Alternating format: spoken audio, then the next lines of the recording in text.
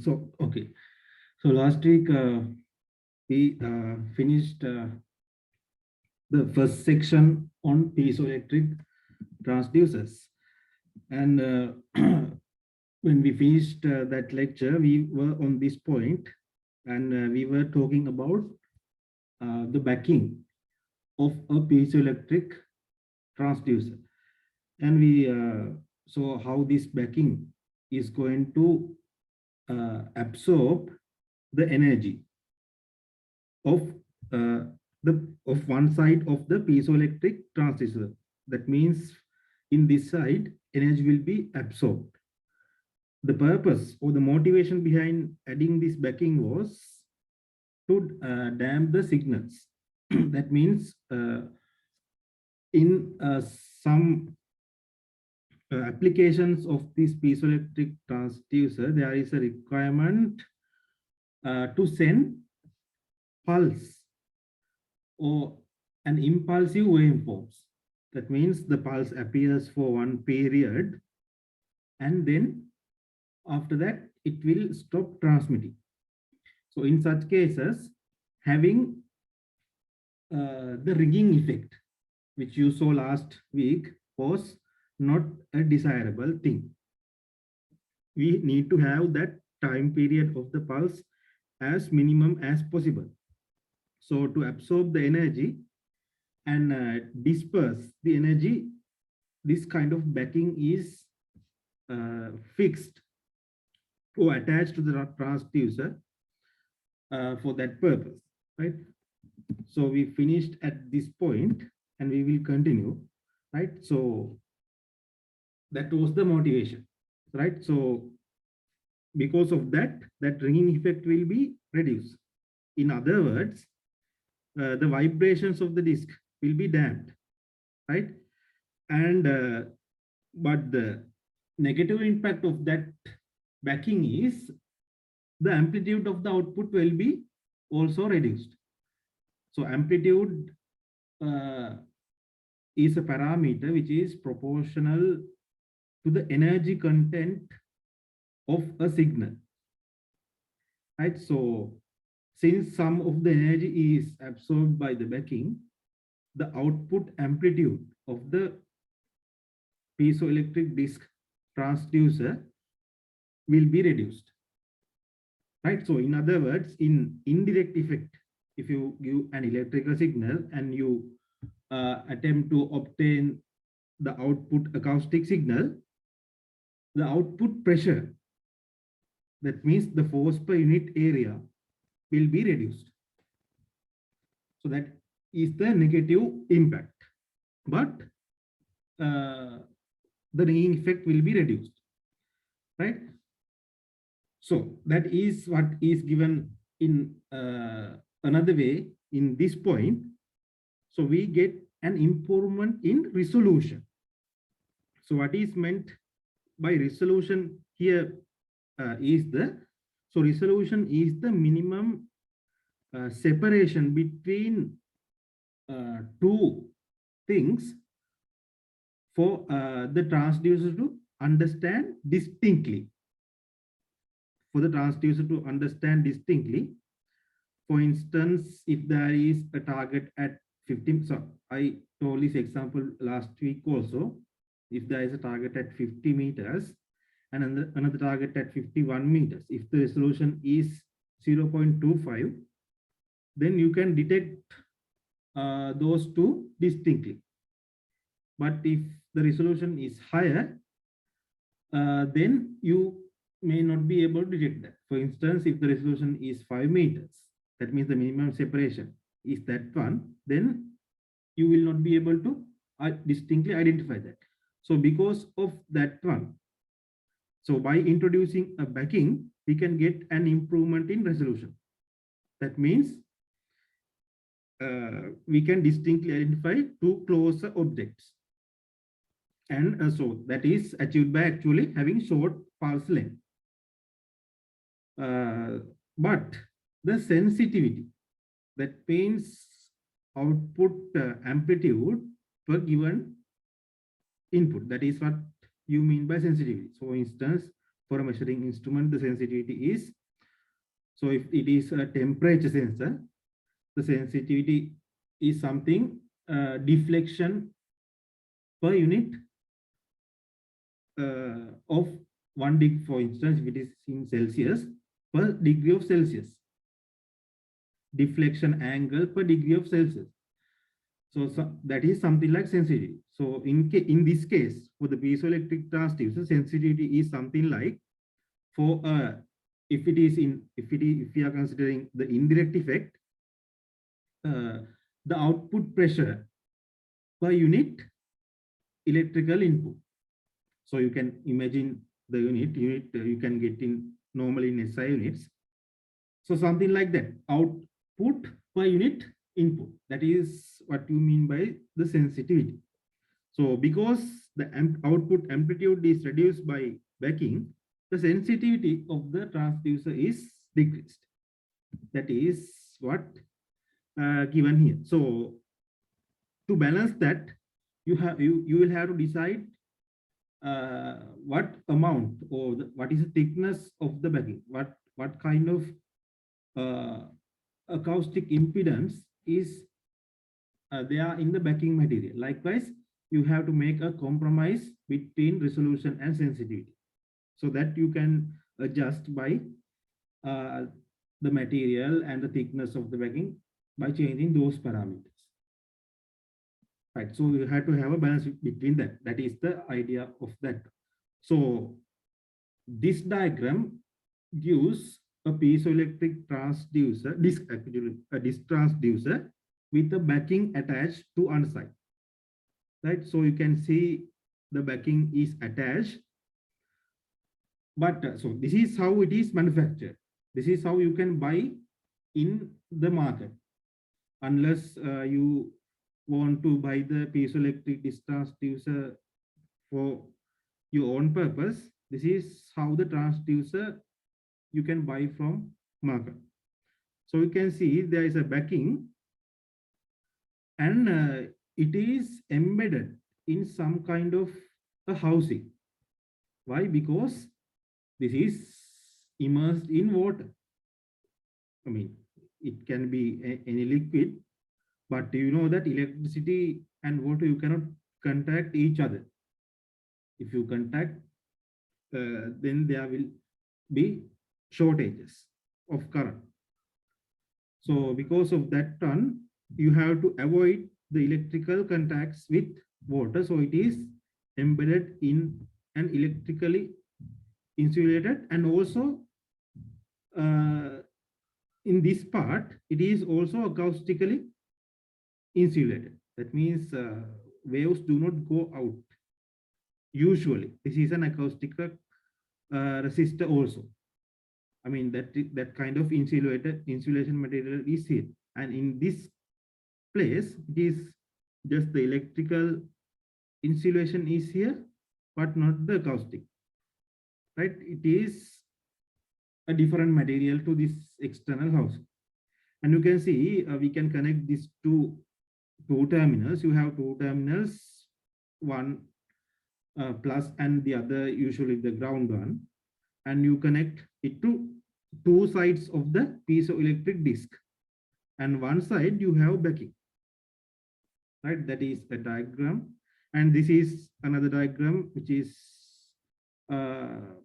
almost the same as this one.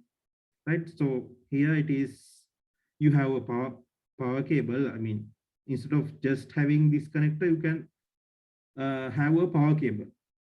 For instance, for applications like submarines or very deep water, if your transducer is in that case, you have an insulated wire here, and the power lines are going inside this one. And other things are almost the same, you can see. Right, okay. And this is a diagram showing how the pressure wave transmit in a piezoelectric transducer. So in here, there are instances. So these are wave fronts, and you can see the wave fronts are closer. Wave fronts are closer when the pressure is high, and wave fronts are much spaced. There is much spacing between wave fronts when the pressure is low.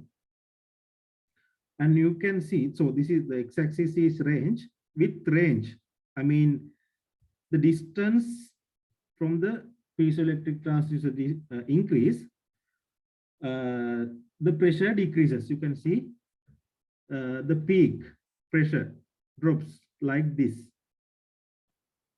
Why? Because energy is dissipated when it is moving.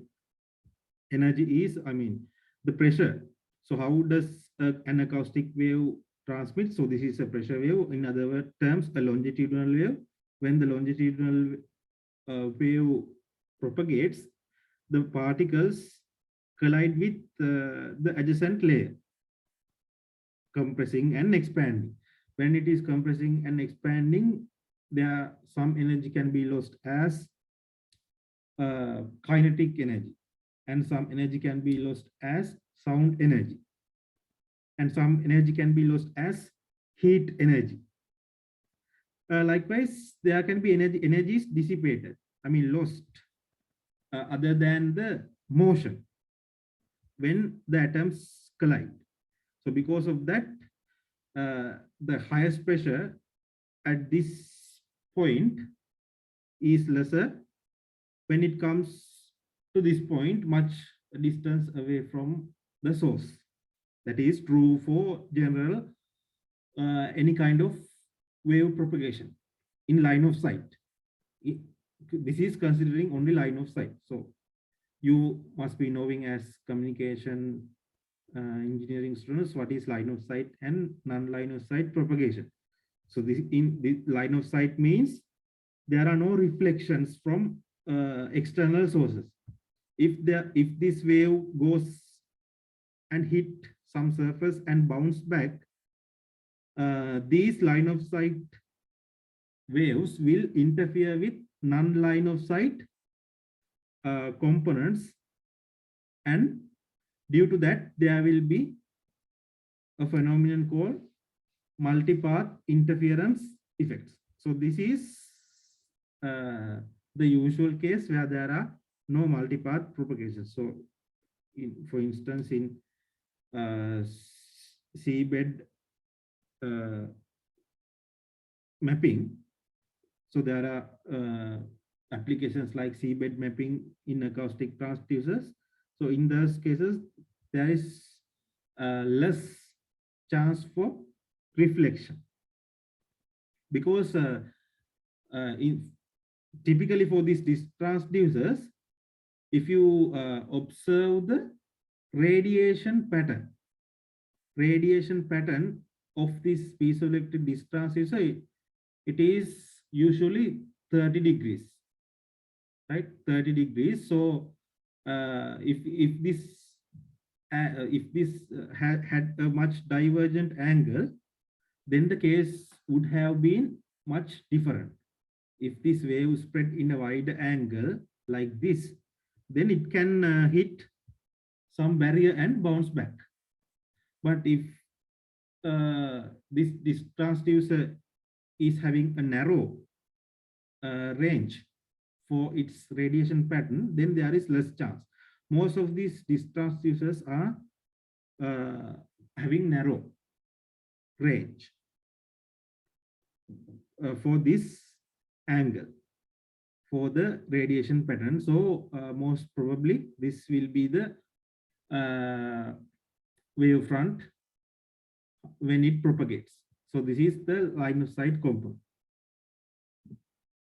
Okay, so now up to this point, we have covered almost all the theoretical components which are required for the piezoelectric transducers. But there are some applications where these piezoelectric transducers are used. One of the famous application is this immersion testing. So what is meant by immersion testing. So first, you must know that in order to understand what is immersion testing. So immersion testing is nothing but this. So this rectangle shows a piezoelectric transducer. So this is a disc transducer where you have two surfaces here and here.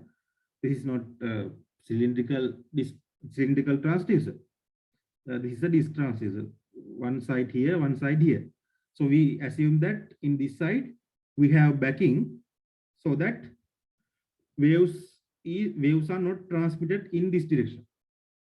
So last week I told you that the piezoelectric disc transducer is two directional. That means without a backing, the disc transducer can transmit in this direction and in this direction also. But when you have a backing in this direction, this side will be totally cut off, and only this side will be transmitting and receiving both. That means this is a transducer, piezoelectric transducer. I told you it can cause both direct and indirect effect. Indirect effect is used in transmission. Why indirect effect? Indirect effect is converting an electrical energy into acoustic energy. So we give the electrical input, then we want the acoustic signal transmitted. So that is indirect effect. So in the transmitter mode, indirect effect is used. So when the wave is, so this is a typical wave which is transmitted. So we call this a pulse. This period we call it as a pulse. Why we call it as a pulse? Because it exists for during with this time and then vanishes. That is the nature of a pulse. So a pulse is typically this kind of rectangle. I mean, it is an impulse. So pulse, what we mean by pulse is typically an impulse, but as this is a transducer, for its stabilization, we don't only give the positive part. Otherwise, the pulse will be just this positive half cycle. But since it needs to stabilize and oscillate in both directions, we give both side pulse. That means in both directions, the pulse in both directions. So it will be some sinusoidal complete cycle for a one complete cycle of a sinusoid. That so that complete cycle we call a pulse in this case. So this is what transmitted. So if you get the pressure output here, it will look like this. So if you observe it in the electrical domain, that means this is the input to this transducer. This is the nature. And what happens? Then it stops transmitting and it waits. What happens then? This is converted into a pressure wave, similar pressure wave corresponding to this input, and it will start moving and it will hit a barrier. So this is a solid. So in water to solid. So last week you studied about the transmission coefficient and reflection coefficient. The transmission coefficient is the second medium minus the first medium divided by second medium plus first medium. So what I meant by that one was, so if I remind you the equation.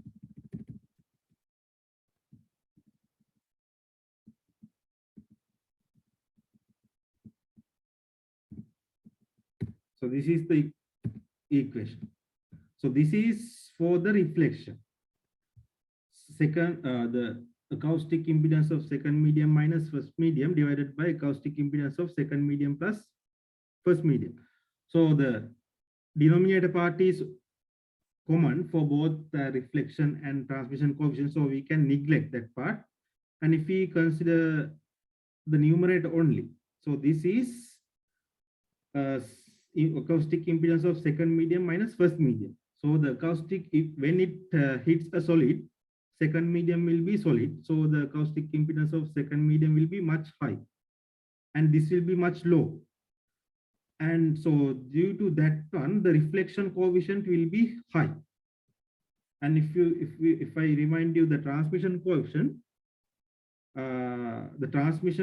will be 2 times the acoustic impedance of second medium divided by this one. So when you get these two, so when the acoustic impedance of this is a small value, or in other terms, small or larger, it does not matter actually. When this is much deviated from this value, that means when these two are not equal. So you can clearly observe between water and solid, these acoustic impedance are clearly, this is high and this is low. This is high and this is low. Due to that, this reflection coefficient will be high. And this will be, actually there will be a value, but about that value, it is difficult to predict without knowing the actual values of these things. So in overall, this R plus capital T will be equal to 1. So these will be decimals between 0 and 1. So, but we can have a general idea that this reflection coefficient will definitely have a higher value, right? So some of them will be obviously transmitted. We cannot fully get all the waves reflected. Some will be transmitted and some will be reflected. But we can see that reflection coefficient value should be high because these two impedances do not match, right? So that is what I wanted to highlight. So what happens?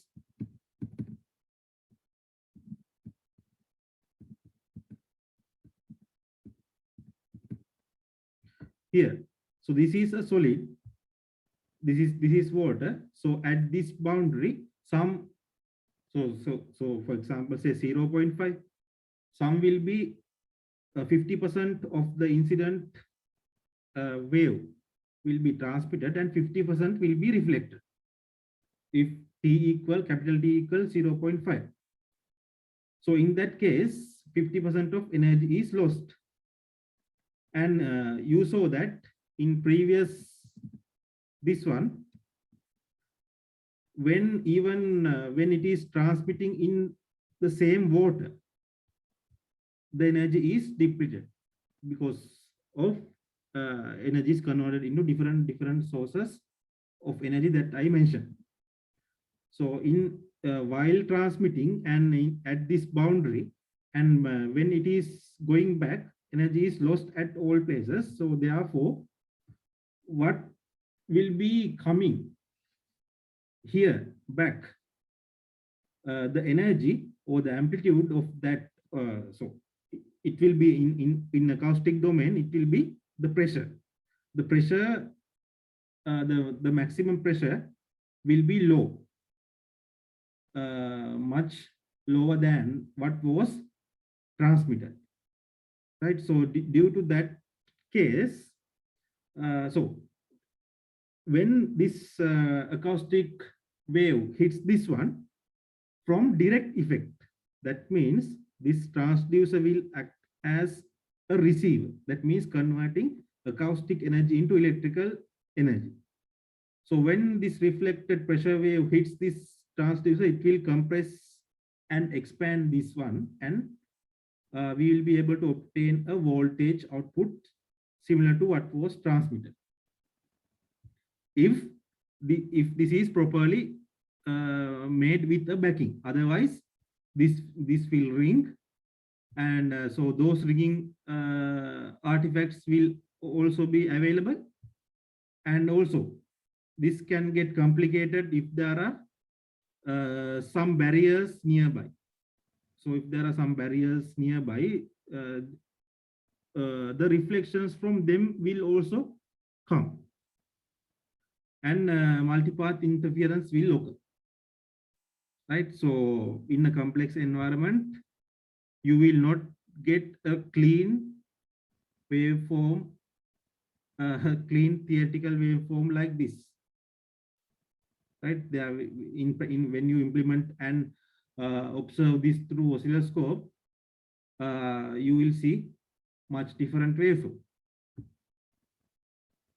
right? I hope you can see the screen. If not, let me know. Okay, so that is the explanation how this is transmitted and received. So the same transducer in immersion testing, this transducer is immersed in the liquid that we want this to apply. That means if we want this transducer to measure the depth D between the transducer and the flow of that water body, then we immerse the transducer in water, and we send a pulse like this, apply a pulse like this, and stop transmitting and wait until the reflected signal is incident on this, and we get an electrical output like this, right? So in order to do the immersion testing, we have to operate this transducer in pulse mode. So this is what we call pulse mode. So I have defined the pulse mode here. First, you must understand what is pulse mode. But it is nothing but the operation that we discussed a moment ago. What we do, a single pulse is transmitted and then we stop. So here we stop and wait. This is the stop and wait period. And wait until we transmit again, until we hear the echo. So what is echo? Echo is the reflected signal. That means the replica of the transmitted wave, which is reflected. The same transmitted wave is reflected, then that wave is known as echo. And so this can be used to determine the distance between this transducer and the barrier, whatever the barrier which hit and cause this reflection. So how do we measure that?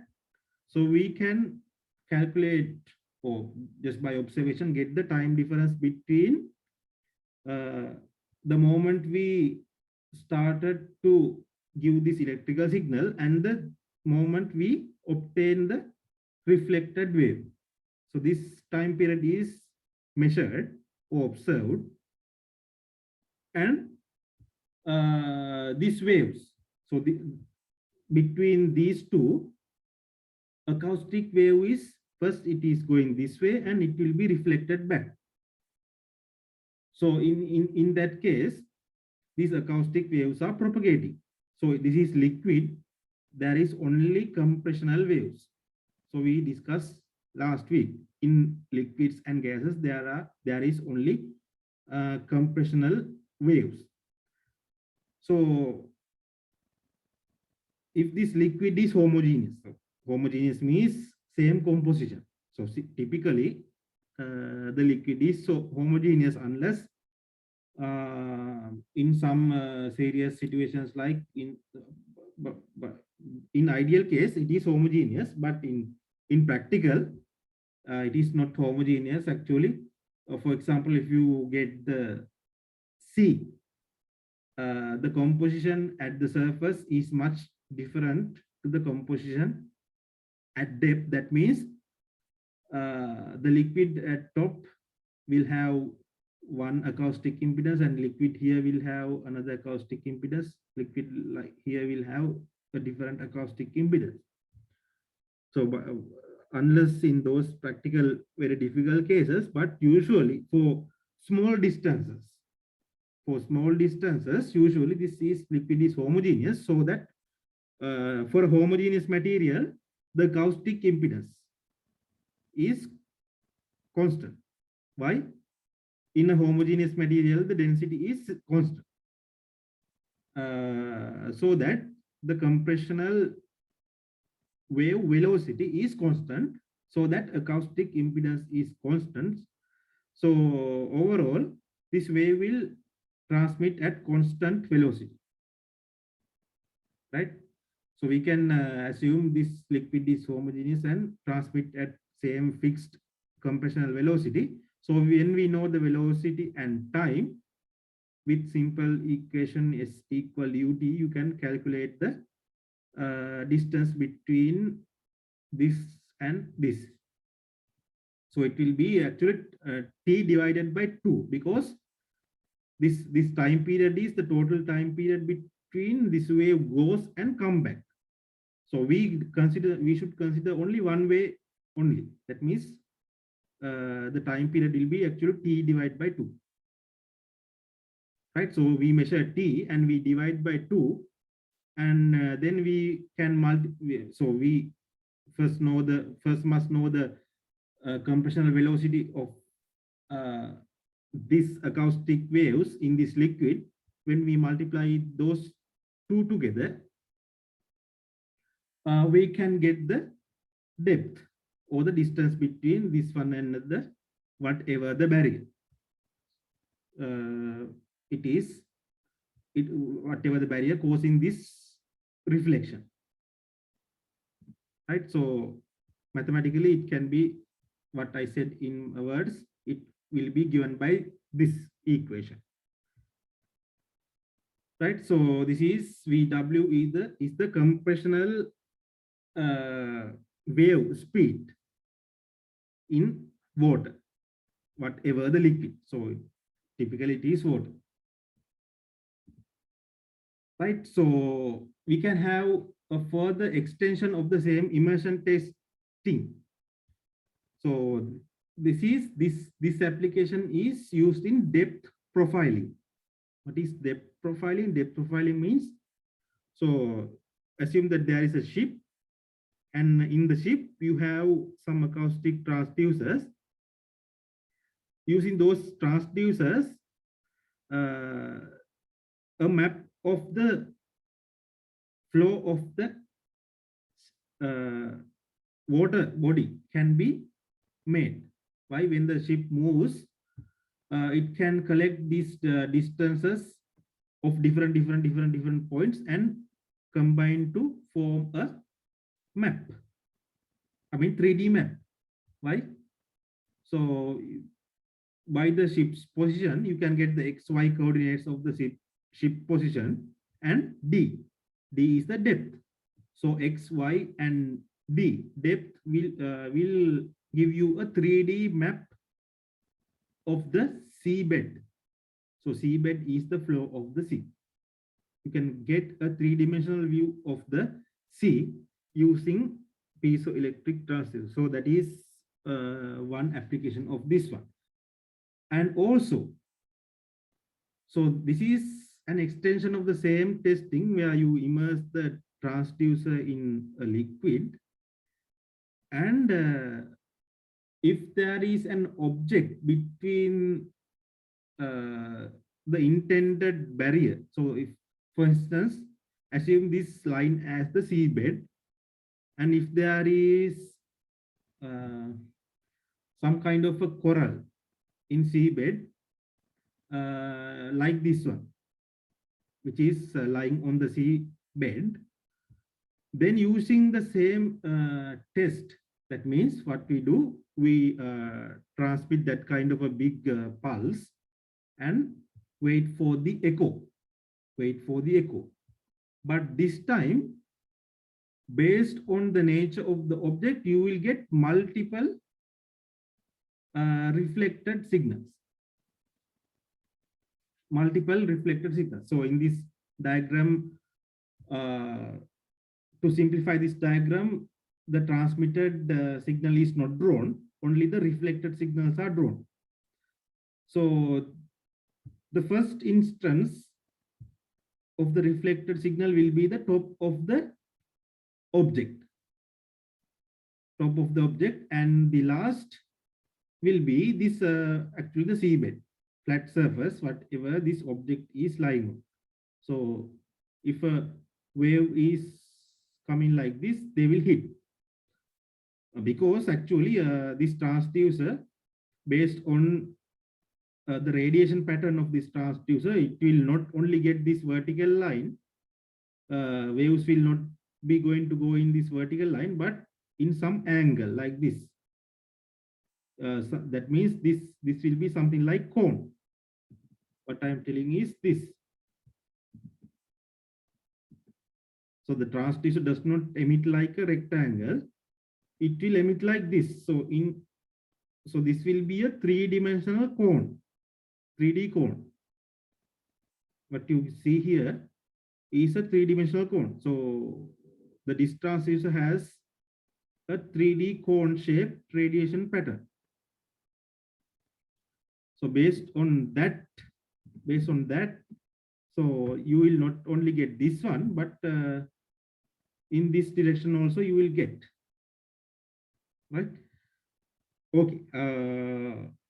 So what about so this is the top and this is the flat surface. That means reflections coming from flat, and there will be intermediate signals. So there can be reflections from here. There can be reflections from here. Likewise, they are not drawn here because this diagram will get then complicated. But actually, there will be some pulses, and they may be superimposed also. That means some will interfere with one another, and they may cancel, or they may add up with each other when they are in the same phase. When they are out of phase, they will cancel. Likewise, this will be some waveform. We cannot predict that one. I mean, so this waveform will have some amplitude from here to here. That is obvious. But the nature of the amplitude, that depends on the shape of the object. So you can have an idea on the shape of the object by observing this waveform. This is in time domain.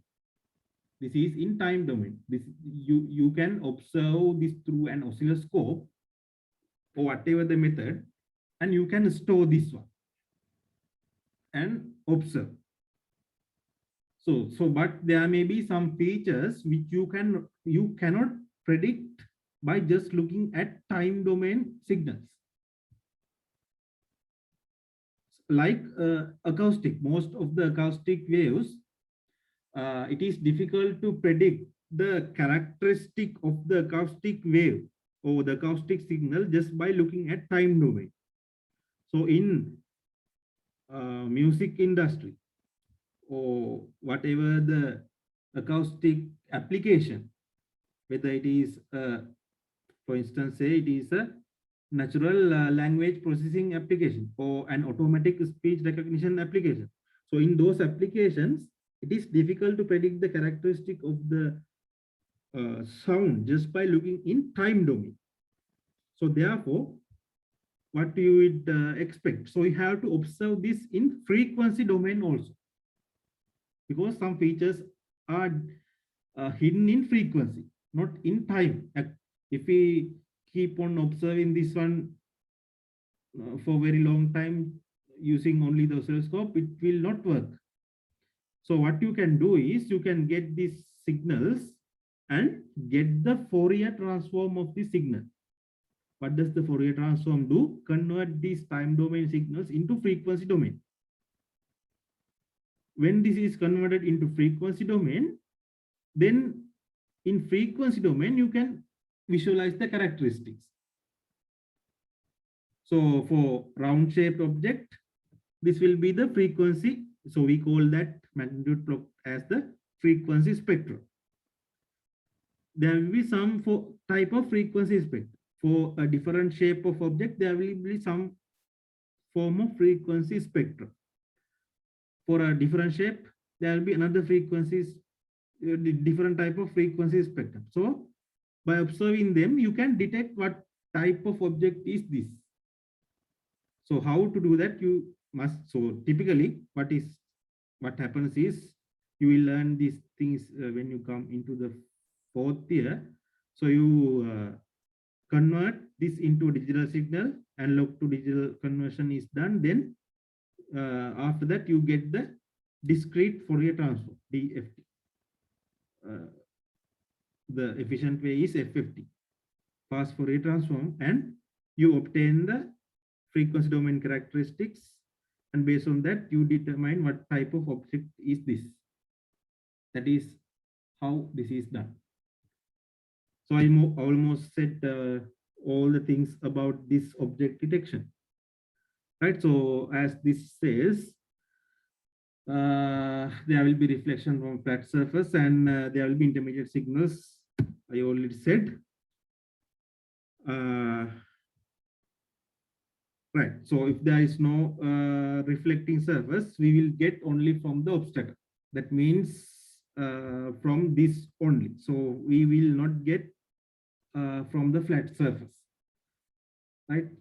So if you, for instance, if you keep this in this kind of container, then you may not get the flat surface. Right. If so, for example, the best example is some object floating in water. I mean, partially immersed, but floating in water. Like, for example, some animal like a whale swimming in water. If the acoustic signal comes and hit that whale, there will be only reflections from the that object only, because the seabed is much far away from that animal. So you will get many reflections here, and in case by somehow by